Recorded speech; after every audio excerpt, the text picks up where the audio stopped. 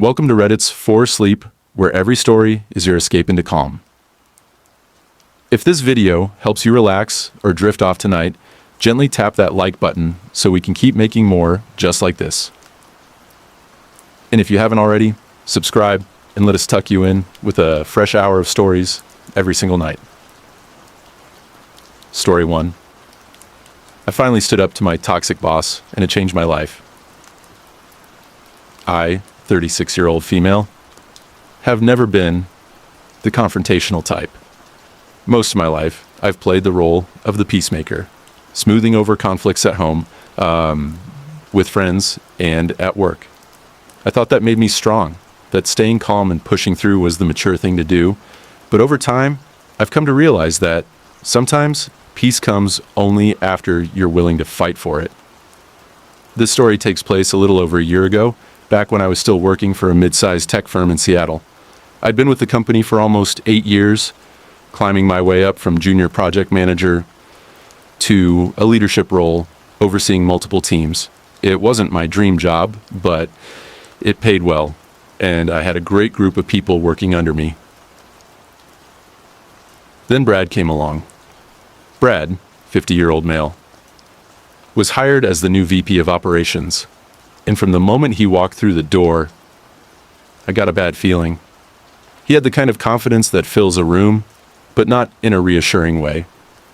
It was more like he was trying to convince himself he belonged there. The first month was rocky, but manageable. Brad was clearly trying to make his mark on the company, which meant restructuring every process, whether it needed it or not. Projects were put on hold. Long-standing team leads were quietly pushed out and replaced with people Brad knew from his old job. But things really took a turn when he decided I was his go-to person. At first, I took it as a compliment. He called me a rock star and said he trusted me more than anyone else on the leadership team. But it didn't take long for me to realize this wasn't praise. It was a trap. Brad started dropping impossible tasks on my lap at all hours. It became routine for him to swing by my office at 5:45 p.m., just as I was about to leave, and say something like, "Hey, could you throw together a detailed project roadmap for the Acadia account? We've got a meeting at 8 a.m. tomorrow." I tried setting boundaries. "Brad, I can't turn that around overnight. I'd need at least a couple of days to do it properly." But he'd just give me this patronizing smile and say, "I know you can handle it. You've always been my clutch player." At first, I tried to prove him right. I stayed late, skipped dinners with my husband, 38-year-old male, and worked weekends just to keep up. But the more I did, the more he expected. If I managed to pull off an impossible deadline, it became the new standard. The stress started to seep into every part of my life. I was constantly tired, snapping at my husband over little things. I stopped going to yoga. I stopped reading before bed. I stopped sleeping. And yet, I kept telling myself, just get through this quarter, things will calm down. They didn't. The breaking point came on a Thursday night in July. I had just finished brushing my teeth and was about to climb into bed when my phone buzzed. It was Brad. "Hey, need you to draft a 50-page proposal for the San Diego client. Big meeting Monday morning. Have it to me for review by tomorrow noon." I stared at the message, my thumb hovering over the keyboard. My first instinct was to reply, "Sure thing." That's what I always did. But something in me snapped. Instead, I set the phone down, walked into the kitchen, and poured myself a glass of wine. My husband looked up from the couch, surprised. "You okay?" he asked. I took a sip and said, "I think I'm done." The next morning, I got to the office early and scheduled a meeting with HR. I laid it all out. The late-night demands, the unpaid overtime, the way Brad's praise felt like a threat wrapped in a compliment. To my surprise, HR didn't brush me off. In fact, they seemed almost relieved. "Thank you for bringing this to our attention," the HR manager said. "You're not the first person to raise concerns about Brad's management style." They encouraged me to document everything, every email, every meeting, every unreasonable request. So I did. For the next 6 weeks, I kept meticulous records. I saved every late-night email, every last-minute assignment. I even started BCCing HR on particularly egregious messages. And then it happened. Brad stormed into my office one afternoon, red-faced and fuming. "Why didn't you anticipate the client's request for additional data points? Now we look unprepared."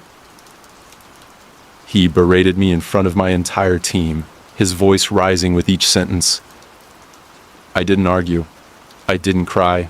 I just sat there, calm and silent, while my team avoided eye contact. As soon as he left, I sent a detailed email to HR, summarizing the incident. A week later, Brad was called into a meeting with HR and senior leadership. He never came back. Rumor has it they found a long trail of abusive behavior, not just toward me, but toward several other employees. He was fired for cause, which meant no cushy severance package and no glowing recommendation. After Brad left, the atmosphere at work shifted overnight. People laughed more. The office felt lighter. I stayed another 6 months, long enough to train my replacement. Then I took a job at a smaller firm with a healthier culture. Sometimes, late at night, I still think about Brad. I wonder if he even realizes how many bridges he burned, how many lives he disrupted. But mostly I think about how proud I am for finally standing up, not just for myself, but for everyone who came after me. And for the first time in years, I sleep soundly. Story 2. My entitled neighbor demanded my grandmother's house, so I gave her what she deserved. Hi, Reddit. Long-time lurker, first-time poster. Buckle up because this is about the most surreal thing that's ever happened to me. For context, I, 29-year-old female, live in a quiet neighborhood in North Carolina. I inherited my grandmother's house about 2 years ago when she passed away. It's a modest little brick ranch built in the 70s. Nothing fancy, but full of charm. My grandmother poured her heart into this home. She raised my mom here, planted the hydrangeas that bloom every summer, and even hand-stitched the curtains that still hang in the kitchen window. I grew up spending weekends here, baking cookies and listening to her old jazz records. So when she passed and left the house to me, I couldn't bring myself to sell it. I moved in, repainted the rooms, and turned it into my safe haven. Enter my neighbor, Karen. Karen, 40-ish female, moved in across the street about 6 months ago. At first, she seemed nice enough, bringing over homemade banana bread and asking all the usual get-to-know-you questions. But it didn't take long before her true colors started showing. She had a habit of borrowing things without asking, a rake from my shed, a bag of potting soil I'd left by the garage. Once, she even unplugged my holiday lights because she thought they were too bright. But nothing prepared me for what came next. One Saturday afternoon, I was weeding the flower beds when Karen strutted across the street with her signature too bright smile. "Hey, hun," she chirped. "Got a minute?" I wiped the dirt from my hands and stopped. "Sure, what's up?" She clasped her hands together like she was about to deliver wonderful news. "I was talking to my husband last night," she began, "and we were saying how this house would be perfect for us. You know, more space for the kids, a bigger yard for our golden retriever. It's just so cozy. It feels like it should be ours, you know?" I blinked. "I'm sorry?" Karen's smile faltered for half a second, but returned in full force. "Don't get me wrong.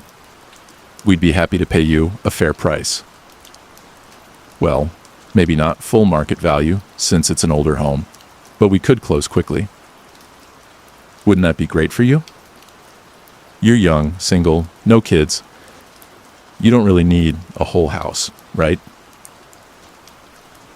I was so stunned, I couldn't even respond at first. This woman was standing on my lawn telling me she deserved my grandmother's house because I was... What, not using it properly? "Karen," I said finally, keeping my voice calm, "I'm not interested in selling. This house means a lot to me." Her smile tightened. Oh, I understand. It's sentimental, but don't you think your grandmother would want it to go to a family who needs it? Think about it. You could get a cute little condo downtown. Much easier to maintain for a young woman like you. I took a deep breath.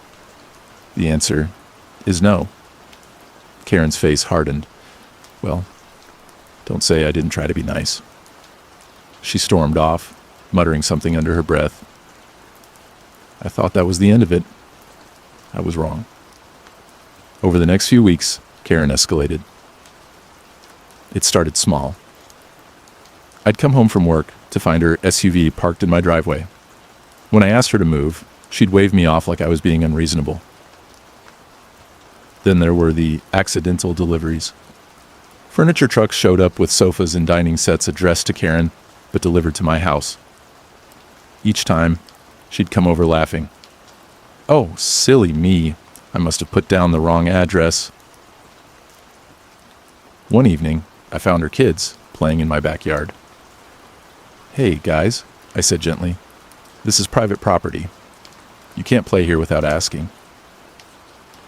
Her 10-year-old son looked me dead in the eye and said, But Mommy says this is going to be our yard soon.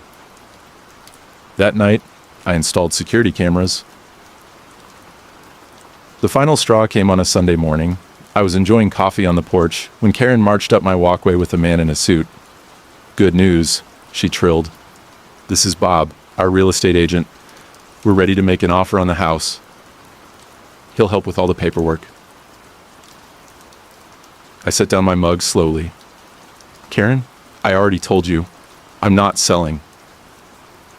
Bob looked uncomfortable.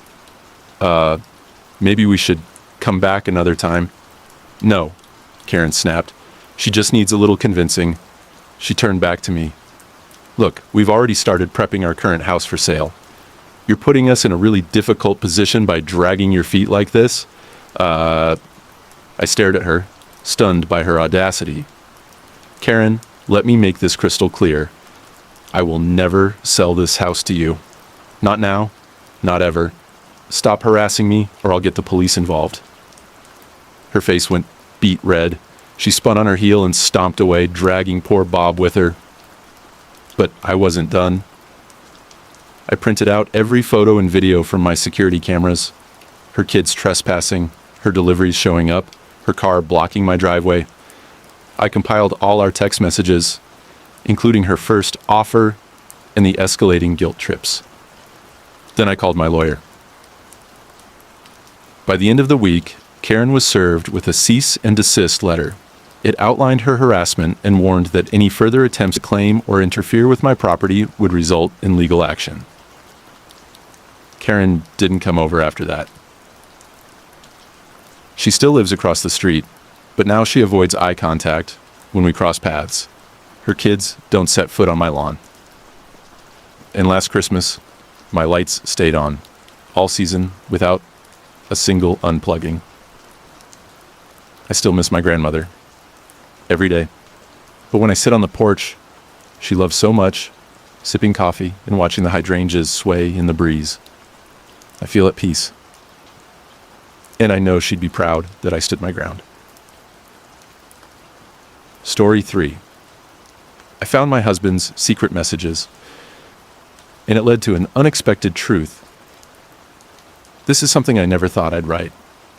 Honestly, I'm not even sure why I'm posting here, except that I can't sleep, and maybe putting the words out into the world will help me sort through the noise in my head.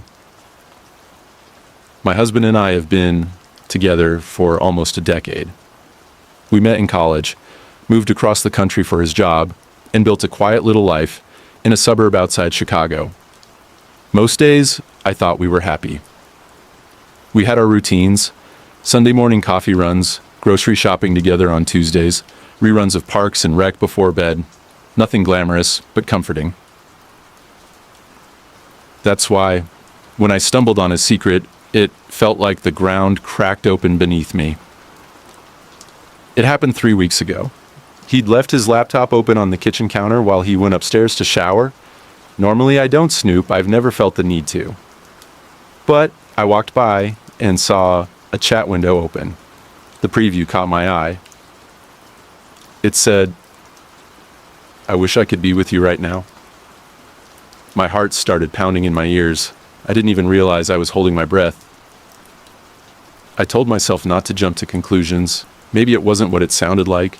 Maybe it was an old message or a friend joking around. But curiosity, or maybe fear, won out. I clicked the window. It was a private chat on some obscure messaging app I didn't recognize. The conversation was long, stretching back months, and there was no mistaking the tone. Flirty, intimate, emotional. The other person's name was Jay. No profile picture, just Jay. I couldn't tear my eyes away. I keep thinking about the last time we kissed. She doesn't understand me the way you do. Maybe someday I'll be brave enough to leave. I felt like I was underwater, everything muffled and distorted. By the time he came back downstairs, I was sitting at the table, staring at his laptop like it was a live grenade. "Hey, you okay?" he asked, rubbing a towel through his hair. I didn't even recognize my own voice when I said, "Who's Jay?" The color drained from his face. He opened his mouth, closed it again, then whispered, "It's complicated." The hours that followed were a blur of tears and raised voices and whispered apologies. Here's what I pieced together. Jay is a woman he met on a business trip to New York last year. They crossed paths at a conference, went out for drinks, and one thing led to another. He swears it was only one night, but they stayed in touch. He says she gets him in a way I don't anymore. I didn't know what to say. Part of me wanted to scream, to throw his clothes out on the lawn and slam the door behind him, but another part of me, the quieter, more tired part, just wanted to understand. "How long have you felt this way?" I asked. He rubbed his face with his hands. I don't know. It's not like I stopped loving you, but somewhere along the way, we stopped talking, really talking. I wanted to argue, to tell him he was wrong, but the truth hit me like a punch to the stomach. He wasn't.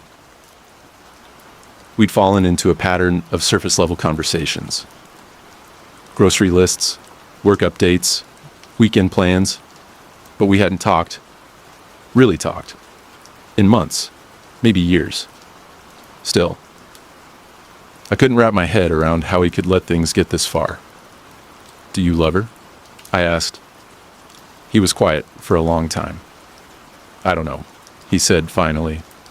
"I think I love the idea of her, but I don't want to lose you." The days that followed were excruciating. We tiptoed around each other like strangers sharing the same house. I cried myself to sleep more than once.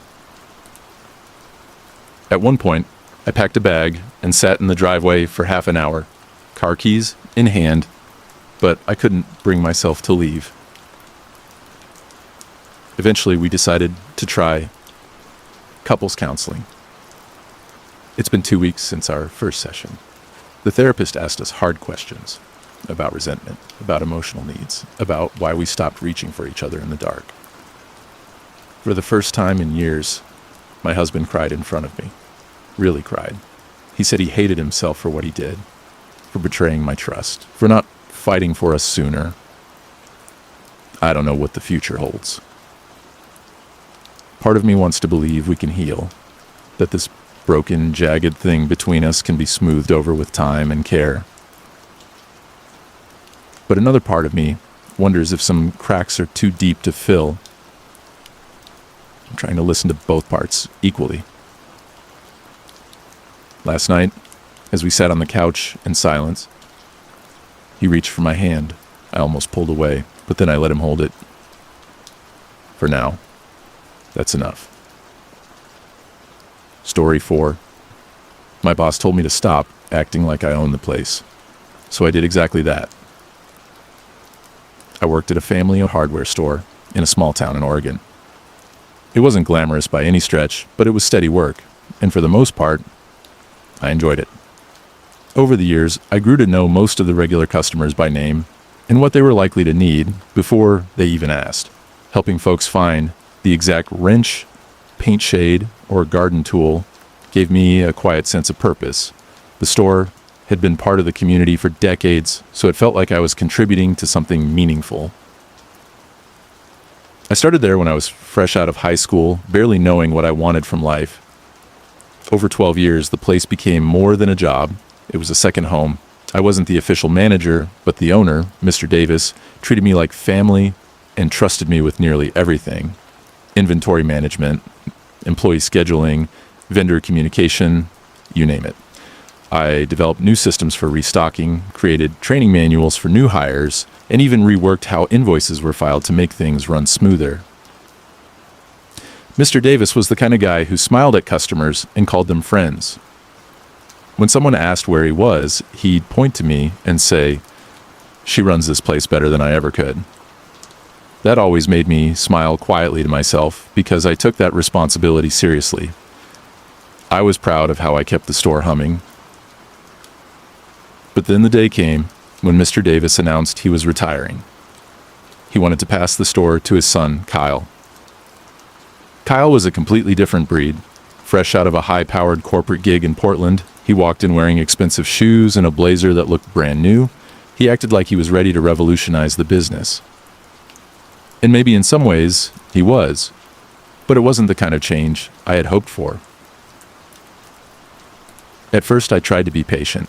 Change is hard, especially in a small town where everyone knows everyone. I figured Kyle just needed to find his footing. But that footing quickly turned into a stampede. One of the first things Kyle did was change the employee uniforms. Gone were the simple polos we'd worn for years. Instead, he ordered trendy t-shirts with slogans like DIY Queen and Hardware Hero. Some of the older staff rolled their eyes, but I kept my mouth shut. Maybe it was just a phase.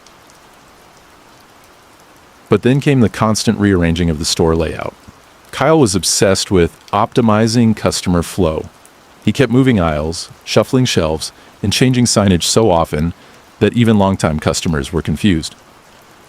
I remember Mrs. Henderson, who'd been shopping here since the 80s, coming up to me one afternoon, eyebrows furrowed, and asking where she could find the nails and screws. She'd been wandering the aisles for 10 minutes. "I think they moved," I said gently, guiding her back to the right spot. Kyle also started cutting employee hours. "Labor costs are eating us alive," he'd say, sipping his oat milk latte like he was on a Wall Street trading floor. "We don't need 2 people on the floor during weekdays. 1 person can handle it." I tried to explain the realities of the store. What happens when we get a rush of contractors on their lunch breaks? Or a vendor delivery shows up? Someone has to be here to handle those. Kyle waved me off, eyes glazed over. "You're acting like you own the place. Relax." That hurt more than I expected. After all those years, I was still treating the store like it was mine, in spirit.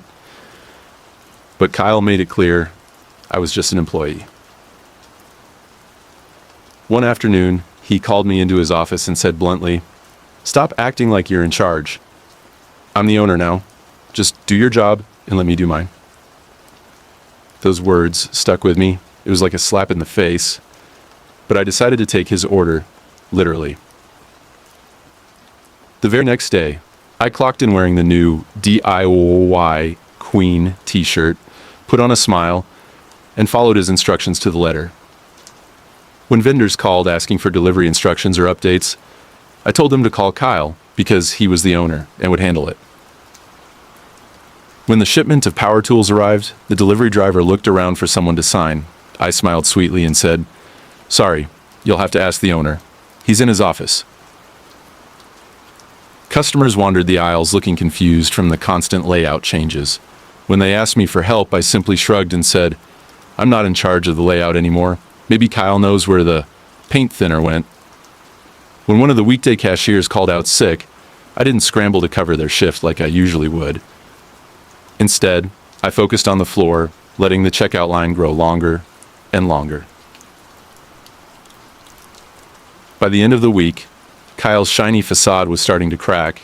I could see the frustration brewing as complaints piled up. Vendors were irritated about missed deliveries, customers were grumbling about the confusing layout, and employee morale was sinking. One afternoon, Kyle stormed into the back room, looking flustered. "Why didn't you handle the tool shipment?" he demanded. I looked him square in the eye and said calmly, "You told me not to act like I own the place. I assumed you wanted to handle those decisions yourself." For 2 weeks, I kept this up. I followed his orders with robotic precision and absolutely no initiative. The store's rhythm fell apart. Vendors stopped calling to schedule deliveries. Customers left without buying because they couldn't find what they needed. Regulars grumbled about how the store was slipping, and word got around town. Kyle was drowning. One morning, after another long day of complaints and chaos, he pulled me aside. He looked tired, genuinely overwhelmed. "Look," he said, rubbing the back of his neck. "Maybe I was a little harsh. I could really use your help getting things back on track." I smiled, the satisfaction of a quiet victory warming my chest. "Sure," I said softly. "What do you need?" Within a month, I was back to running things the way I always had. Kyle still made the big decisions, but he stopped micromanaging every little detail. Our customers returned, the aisles stayed put, and even Mrs. Henderson came back, smiling as she found her nails and screws with ease. Now, when someone thanks me for going above and beyond, I just grin and say, "I guess I'm acting like I own the place again." Kyle never corrects me. Story 5. The CEO, who humiliated me at work, got his comeuppance, and I did it quietly. I never thought I'd find myself in a situation where I needed to take revenge at work. I'm not the kind of person who looks for drama or wants to burn bridges. But when the CEO of the company I worked for publicly humiliated me in front of the entire office, something inside me snapped. I'll start at the beginning. I work in marketing for a mid-sized tech company based in Seattle. When I was hired, I was excited. The team was small but ambitious, and the product had potential. I was young, eager, and ready to prove myself. I put in late nights, learned everything I could, and earned the respect of my immediate supervisors and coworkers. The CEO, Richard, was a tall, imposing man in his late 40s, with a reputation for being demanding and impatient. He had worked his way up in the industry and liked to remind everyone he was the one steering the ship. Most people avoided crossing him, and those who didn't usually regretted it. For months, I did my job quietly. I created campaigns, ran analytics, and helped grow our user base. My team appreciated my ideas, and the company's revenue numbers were improving. I was proud of the work I was doing. Then came the quarterly all-hands meeting. It was a big deal. Everyone from the CEO to the interns had to attend. Richard stood at the front of the room, giving his usual power-packed speech about growth and innovation. Then he moved on to the marketing team, highlighting their contributions. I was feeling confident. I'd just wrapped up a successful campaign that had exceeded expectations. But instead of praise, I got singled out. "Sarah," Richard said, pointing directly at me, "I need to address your recent work. Frankly, it's been disappointing. The campaign you led missed key metrics, and your team's performance has been lackluster compared to others." The room went silent. Eyes turned to me. My cheeks burned. I stammered, trying to explain the challenges we faced, the unexpected market shifts, the team's effort. But Richard cut me off. "This isn't the time for excuses. We need results. If you can't deliver, maybe this isn't the right place for you." I wanted to disappear. After the meeting, I felt small and embarrassed, questioning everything about my abilities. But instead of breaking, I decided I'd prove him wrong. Quietly, without fanfare. Over the next few weeks, I dove into my work with more focus than ever. I analyzed data, reached out to customers for feedback, and restructured our approach. I stayed late most nights, creating detailed reports and new campaign ideas. I made sure my team knew I believed in them and their potential. I kept my head down, not letting anyone know how much Richard's words had hurt me. Slowly, things started to turn around. Our next campaign launched and performed better than anyone expected. We increased user engagement by 30% and sales rose accordingly. When the next all hands came around, Richard barely mentioned marketing, let alone me. I took it as a sign to keep going quietly, letting my work speak for itself. But then, one day, an opportunity for revenge came my way, not by chance, because I'd been paying close attention. It turned out Richard was notoriously careless with his emails. He often sent sensitive information to the wrong recipients and didn't double-check before hitting send. One afternoon, I accidentally received an email intended for the board of directors, but the message landed in my inbox. The email was a detailed, candid critique of the company's recent performance. In it, Richard complained about how the marketing team, led by an inexperienced woman, was dragging the company down, and how he was ready to replace key staff who couldn't meet expectations. Reading his unfiltered disdain hurt, but it also gave me an idea. I forwarded the email to the entire marketing department, anonymously, from a burner account I set up for the purpose. Along with the email, I attached a polite note. It's time to wake up and see the reality of our leadership. We deserve better. The email spread like wildfire. Suddenly, people who had felt frustrated but silent about Richard's leadership started speaking up. The HR department was flooded with complaints. The board began questioning his behavior. Richard was blindsided. He tried to deny the leak and find the culprit, but no one would talk. Over the following months, internal investigations revealed a pattern of toxic leadership and mismanagement. The board voted to remove Richard as CEO. The day he was escorted out of the building was quiet but satisfying. No fanfare, no dramatic confrontation, just the slow, steady justice of accountability. Tio. I never took credit for the email leak. I didn't want to be known as the office whistleblower. Instead, I focused on rebuilding the marketing team's morale and proving that respectful leadership and hard work could turn things around. Looking back, I realized that revenge doesn't have to be loud or destructive. Sometimes the most powerful payback is quiet, calculated, and ultimately benefits everyone around you. And most of all, it's about standing up for yourself with dignity when others try to tear you down. Story 6. I never thought moving back home with my parents at 30 would be the best decision I ever made. I want to share something a little unconventional, especially for someone my age. I'm 30 now, and for the past year, I've been living back with my parents. At first, it felt like a step backward, a defeat. But in reality, it's been one of the best decisions I've ever made. For most of my 20s, I chased independence with the kind of blind determination that only youth can muster. I moved out right after college, bounced between jobs in different cities, and thought that the key to freedom and success was having my own apartment, paying my own bills, and figuring everything out on my own. I convinced myself that leaning on my parents was a sign of weakness, that it meant I hadn't grown up enough or wasn't making it like I should. But what I didn't realize back then was how lonely and exhausting that quest for independence could be. In my late 20s, after years of hopping from one place to the next and juggling unstable jobs, I found myself burnt out. My savings were dwindling, rent kept rising, and the pressure to have it all figured out pressed on me from every side. Relationships became another source of stress, most of them fleeting and shallow or burdened with unspoken expectations and disappointments.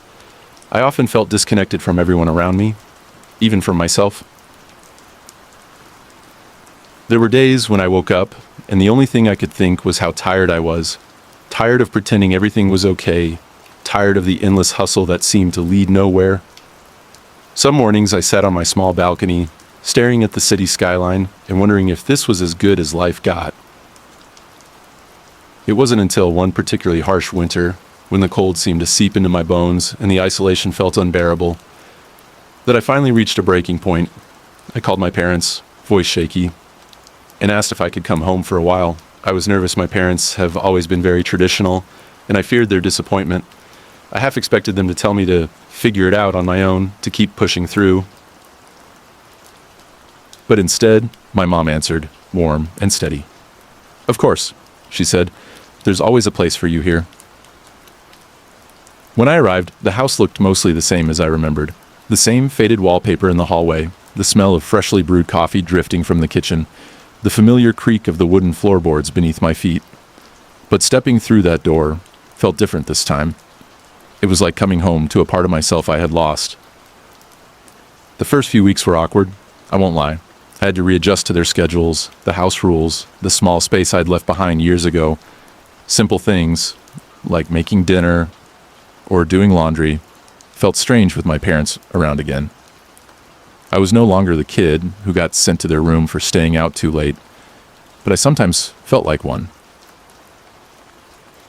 But slowly, a kind of peace settled in.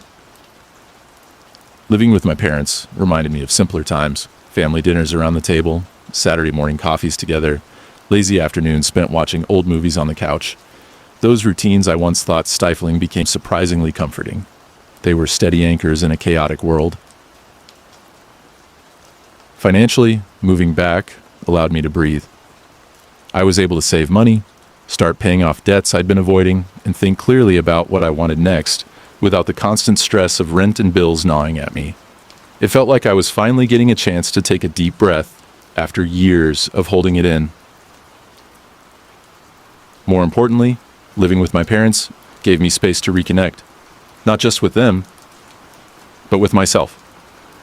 We talked more than we had in years, not just the usual small talk, but real conversations about life, hopes, fears, and regrets. I learned about my parents as people, not just as my mom and dad. One evening, I found my dad humming softly while fixing a leaky faucet in the kitchen. The sound was quiet but comforting, like a lullaby for the house.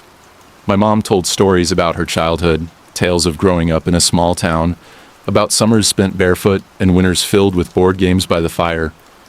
She laughed about old friends, and I laughed too, feeling a warmth I hadn't felt in a long time. I realized how much I'd missed this kind of connection. The subtle joys and simple moments that don't show up on social media feeds or in career milestones, but make life worth living. Of course, it wasn't perfect.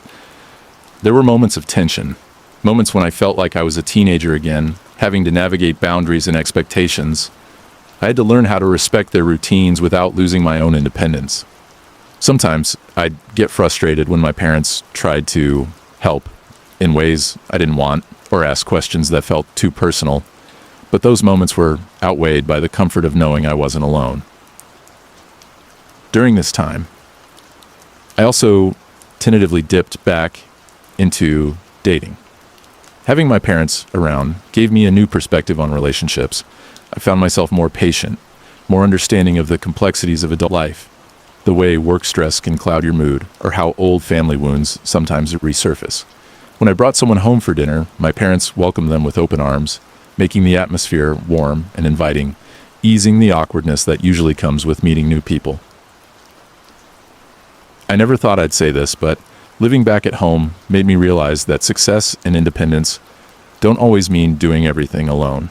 Sometimes the strongest thing you can do is accept help, lean on the people who love you, and find your way back to where you belong, even if only for a little while. If you're out there feeling pressured by society's timeline or struggling with your own path, I want you to know it's okay to take detours. Life isn't a race, and sometimes going back home can be exactly the forward step you need to heal, grow, and find your footing again. In the quiet moments here, in this house full of memories and love, I've started to understand that growing up isn't about breaking free from your roots. It's about learning when to reach out, when to hold on, and when to just be. Story 7. My entitled in-laws demanded we drop everything to babysit, so I made sure they regretted it. When my wife and I had our first child, we were overjoyed. Becoming parents was everything we hoped for, filled with sleepless nights, endless diaper changes, and moments of pure magic that made it all worthwhile. We were both working professionals, juggling careers and parenthood as best we could. Our families were mostly supportive, but from early on, my wife's parents showed signs of a certain entitlement that gradually wore on us. They lived an hour away, which was manageable, but they often assumed that their role as grandparents meant we were obligated to drop everything whenever they want to see our baby. At first, we tried to be accommodating. We understood their excitement, and we wanted the baby to have a strong relationship with them. But over time, their requests became demands. They expected us to rearrange our entire schedule on short notice, whether it was for a weekend visit, a weekday babysitting session, or a holiday gathering. One particularly challenging weekend, my in-laws called Friday afternoon, insisting we bring the baby over for a 2-day visit. My wife and I already had plans. She had an important work project due Monday, and I had deadlines of my own.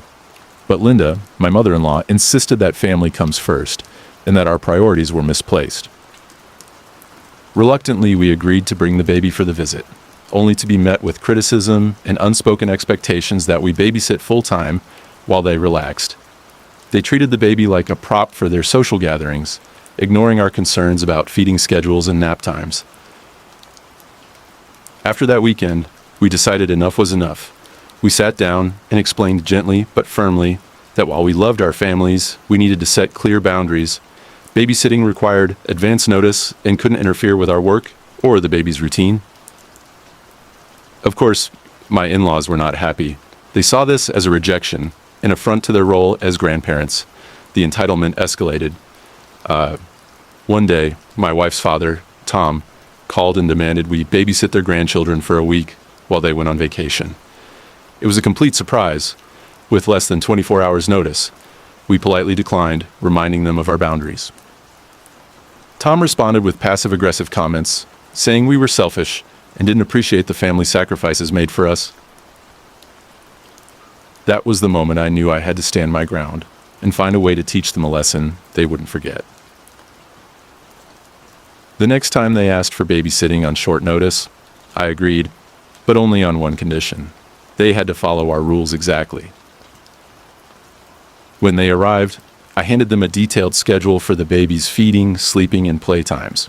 I also gave them a long list of instructions about what foods to avoid, how to soothe the baby, and which toys were safe. They scoffed, but agreed to follow the schedule, eager to enjoy their free week. What they didn't realize was how strictly we had designed that schedule. Nap times were set for exactly 3 hours each, during which they were responsible for keeping the baby calm and quiet. Feeding times were precise, with specific formulas and portions. Playtime was carefully timed to avoid overstimulation. The in-laws quickly found out that caring for a baby isn't as easy as it looks. They called us multiple times, frustrated and exhausted, complaining about the difficulty of sticking to the schedule and how the baby was fussy all the time. We simply reminded them that these were the rules we expected them to follow. By the end of the week, Tom and Linda looked like they hadn't slept in days. The house was spotless, but the in-laws were emotionally drained. When they returned from their vacation, they admitted they had underestimated how much work was involved in caring for a baby. After that experience, the demands stopped. They never again expected us to drop everything at a moment's notice, and they treated babysitting requests with more respect. It wasn't about punishment, really. It was about teaching them that being part of a family means respecting boundaries and understanding the realities of parenthood. Looking back, I'm glad we stood our ground. It wasn't easy, and there were tense moments, but setting limits helped protect our family's peace and well-being. Story 8. I caught my fiancé cheating and planned the perfect silent revenge. I never imagined I'd be the kind of person to catch a fiancé cheating. It felt like a nightmare unfolding in slow motion, one I desperately didn't want to believe was real. But when the truth finally came crashing down, what followed was a lesson in quiet strength and carefully planned justice. This is my story, not for sympathy or to air dirty laundry, but because sometimes the best revenge isn't loud drama or public spectacle, but a calm, calculated reclaiming of power. Jason and I met during our second year at college. He was that kind of guy who could light up a room with a smile, the kind of person everyone seemed to like instantly. We clicked immediately, shared interests, similar humor, and an easy way of talking that felt like home. Over the years, our relationship grew steadily. We moved in together after graduation, talked about careers, vacations, and eventually marriage. 5 years felt like a lifetime in the making, and I believed we were unstoppable. But 6 months before our wedding date, things started to change. At first, it was small things. Jason's phone would buzz constantly, and he'd hide it when I walked into the room. Our conversations became shorter, less meaningful. He seemed distracted, distant, like a ghost passing through our shared space. I tried to chalk it up to stress, work deadlines, family pressures, the whirlwind of planning a wedding. But something inside me sensed a deeper shift, a quiet alarm ringing in my gut that something was wrong. One night, after a particularly long day, Jason left his phone on the kitchen counter while he stepped out to grab a drink. My heart raced, conflicted between respecting privacy and the nagging need to know what was happening. With trembling hands, I picked it up and unlocked it. What I saw shattered my world. There were messages from another woman, flirty, secretive, full of inside jokes and plans to meet, screenshots of late-night texts, photos of dinners at restaurants neither of us had been to, conversations that spanned months. The casualness with which he spoke to her stung deeper than I expected, the betrayal cutting into the very foundation I'd built my life on. I felt an overwhelming wave of emotions: shock, hurt, rage, disbelief. But amid the storm, I made a choice. Not to confront Jason in anger, but to gather my thoughts, evidence, and plan my response carefully. Explosive confrontations, screaming matches, those were things I wanted to avoid. I wanted control. I wanted justice on my terms. Over the next several weeks, I silently collected proof: screenshots, timestamps, records of places they had visited, even social media posts that linked the two together. I kept the information locked away, shared with no one. I continued to act normal, keeping our life seemingly intact, all while Jason's facade slowly began to crack around me. During this time, Jason noticed my quiet demeanor and tried to draw me out. He'd bring me flowers, make half-hearted apologies, speak vaguely about stress and work pressures. I smiled politely, but never gave him the satisfaction of knowing I was aware. I didn't want to give him any power. One night, I sat down and wrote a letter to myself, reminding me of my worth, my strength, and that this was not my fault. I read it over and over until it felt like armor around my heart. Then came the day I silently set my plan into motion. First, I contacted Jason's workplace's HR department anonymously, sending them a detailed package of evidence. I explained that he had been using company time and resources for personal meetings with this other woman, violating workplace policies and potentially risking the company's reputation. I knew this was risky, but it was the kind of quiet justice that spoke for itself. At the same time, I contacted the wedding venue and canceled the booking under my name, citing unforeseen personal reasons. I didn't want a dramatic breakup announcement or public humiliation. I wanted this chapter closed quietly, on my own terms. I also made sure close friends and family knew the truth, not to spread gossip, but so I would have a support system when everything eventually came to light. Jason's world started to unravel slowly but surely. His HR called him in for disciplinary meetings. His colleagues whispered behind closed doors. The work projects he was so proud of began to falter under scrutiny. The wedding was called off without fanfare. Invitations went out with polite notes that, due to personal circumstances, the event has been canceled. No public drama, no social media fallout, just a quiet retreat. Meanwhile, I focused entirely on healing myself. I leaned on my friends, threw myself into my passions, and took time to rediscover who I was outside of that relationship. There were days when the pain felt suffocating, but I let myself feel it fully, knowing that only then could I move forward. Months later, Jason reached out, asking to talk. I listened calmly, but I had no intention of taking him back. I had reclaimed my power by choosing how to walk away, quietly, confidently, and with dignity. Looking back, that silent revenge gave me the closure and strength I needed. It reminded me that sometimes, the best way to fight back isn't with noise or spectacle, but with patience, strategy, and self-respect. Story 9. I finally admitted I was overwhelmed and learned to ask for help.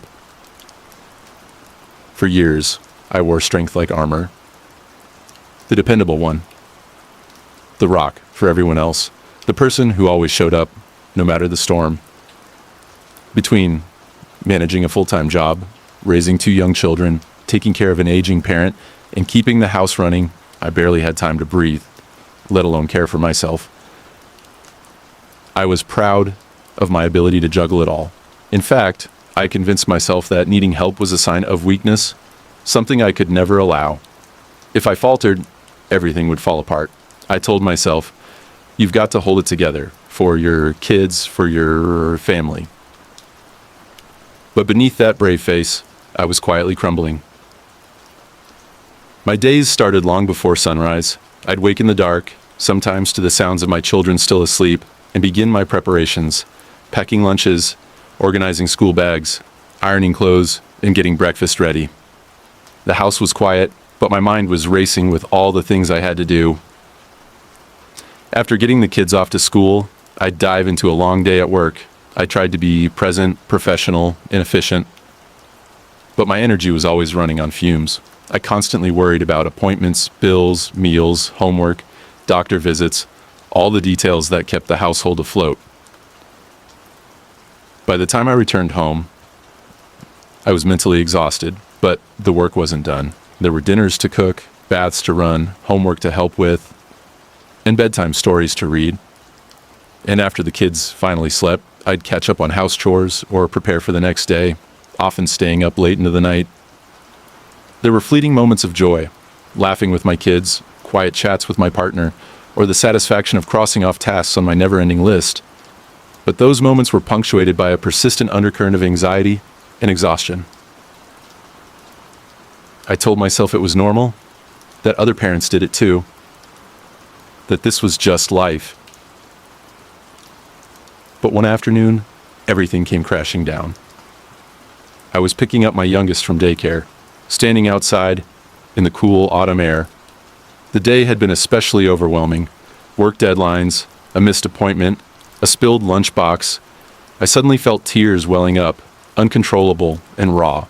I sat in the car, hands shaking, tears streaming down my face, feeling utterly broken. I felt shame, guilt, and fear swirling inside me. How would I let myself get this exhausted? Was I failing my family? How long had I been pretending everything was okay when it wasn't? That night, after putting the kids to bed, I sat alone in the quiet of the living room. The house was dark, except for the soft glow of the streetlight outside the window. I let myself feel everything I'd been holding back, the loneliness, the fatigue, the fear. For the first time in a long time, I didn't push it away. In that moment, I made a decision. I would stop pretending I could do it all alone. I would admit I was overwhelmed. I would learn to ask for help. The next morning, I spoke to my manager at work. My voice trembled as I explained that I was struggling to balance everything and needed some flexibility with my hours, at least temporarily. I braced myself for judgment or disappointment. But, to my relief, my manager was compassionate and understanding. She offered options for a flexible schedule and suggested resources for support. it felt like a weight lifted. At home, I reached out to close friends and family. I sent a few texts, hesitant at first, asking if anyone could help with babysitting or errands. The responses were overwhelmingly kind and supportive. Offers to watch the kids for a few hours, bring over meals, or just talk when I needed. Accepting help wasn't easy.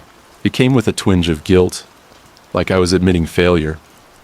But I reminded myself that strength is also knowing when to lean on others. Over the weeks, I started carving out small moments of self-care, early morning walks before the kids woke, reading a few pages of a book in quiet, or just sitting with a cup of tea without distractions. These moments felt like tiny oases in the desert of busyness. With the support of my loved ones and some flexibility at work, the heavy fog of overwhelm began to lift. I found myself more patient with my children, more focused at work, and more connected with my partner.